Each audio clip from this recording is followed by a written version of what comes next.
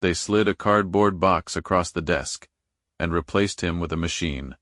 No warning, no conversation, not even eye contact. 11 years of Marcus's life, and Richard Hargrove couldn't even look at him when he ended it. Marcus picked up the box, walked out, said nothing, but what he did next, quietly without telling a single person, is the reason Richard showed up at his door 2 weeks later looking like a man who had made the worst decision of his life. Marcus was not the kind of man who made noise. He didn't need to. In a building full of people chasing credit and visibility, Marcus was the one quietly making sure everything actually worked. When the numbers didn't line up at midnight, Marcus was there. When the system went down on a Friday before a major client presentation, Marcus was already on the phone, fixing it before most people even knew there was a problem. For 11 years, he ran operations at Hargrove & Associates out of a mid-size office in Charlotte, North Carolina, not as a figurehead, not as a title on a door. He ran it the way a person runs something they genuinely care about. He built the internal processes from scratch. He trained every new hire that came through. He stayed late. Not because he was told to, but because he understood that when you're responsible for something, you show up. Richard Hargrove owned the company. But Marcus was the reason it worked. And Richard knew that. At least, Marcus thought he did. It was a Tuesday morning in March when Richard called him into the corner office. Marcus wasn't worried. He'd been in that office 100 times. Budget reviews, quarterly updates, strategy conversations. He sat down the way you sit down when you're comfortable, relaxed, present, expecting a normal meeting. Richard slid a cardboard box across the desk. He still didn't look up. "We're modernizing," Richard said, flat, almost bored. "I handles what you do now, faster, cheaper, no complaints." Marcus stared at him. He waited for something else, a follow-up, an explanation. Some acknowledgement of what 11 years actually meant. Nothing came. Richard was already looking at his phone. Marcus picked up the box, walked to his office, packed 11 years into a container that used to hold copy paper, and he walked out the front door while his coworkers watched from behind their monitors and said absolutely nothing. Not one word. The door closed behind him. That was it. He drove home in silence. Sarah met him at the door. She saw the box before he said anything.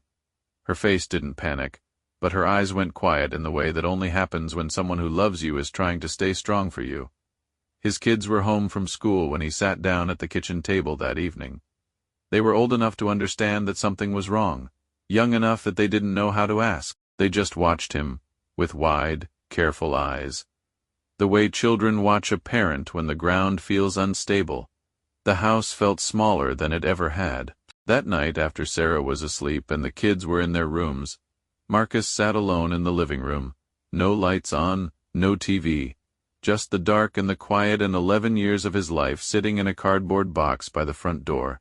And for the first time in his adult life, Marcus wept.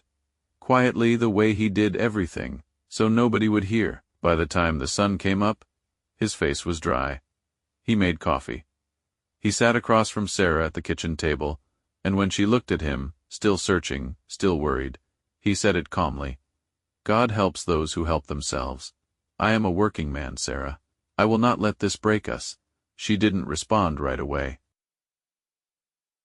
She just nodded, because in 11 years of marriage, she had never once seen Marcus say something he didn't mean. 8 days passed. Marcus updated his resume, made calls, stayed disciplined, kept the panic off his face at breakfast so his kids could eat without worry. Then the phone rang. Caldwell Group, a competitor out of Raleigh, younger company, aggressive growth, better technology, had heard Marcus was available. They didn't schedule a formal interview. They didn't put him through 3 rounds of panels and personality assessments. They sent him terms.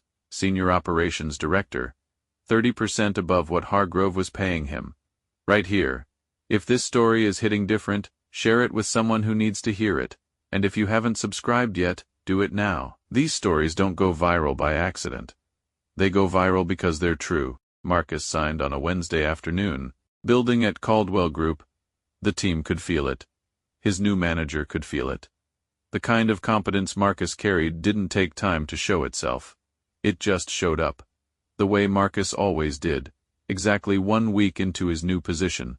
Marcus looked out the window of his office and saw a car pull into the visitor parking lot. He recognized it immediately. Richard Hargrove stepped out. No assistant, no scheduled meeting, no call ahead. He looked older somehow, smaller, like the 2 weeks since that Tuesday morning had done something to him that Marcus hadn't expected. Richard came to the door. Marcus let him in. He didn't say anything, he just waited. Richard started slowly. The AI? He stopped, started again. There are problems. Integration failures across 3 departments. Client escalations. The team can't. Another pause.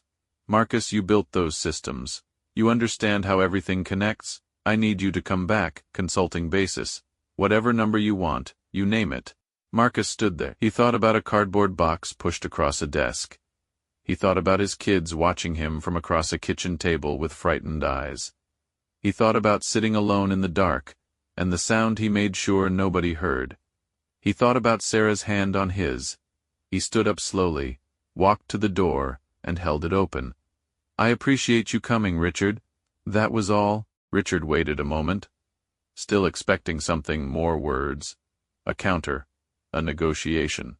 But Marcus just held the door, because some things don't need to be explained. Richard walked out. Marcus closed the door behind him, went back to his desk, and kept building something that actually deserved him. There's a version of this story where Marcus goes back, where he accepts the offer, fixes the problem, and lets Richard believe that an apology and a consulting check makes 11 years mean something again. But Marcus understood something most people never learn in time. When someone shows you exactly how little you mean to them, believe them. Don't argue with it, don't beg around it.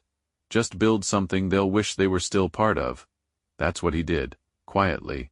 The way he always did everything. If this story stayed with you, share it. Someone in your life needs to hear this today. Subscribe if you haven't. We tell these stories every week, because sometimes, the only thing standing between you and your next chapter is knowing that someone else already walked through it.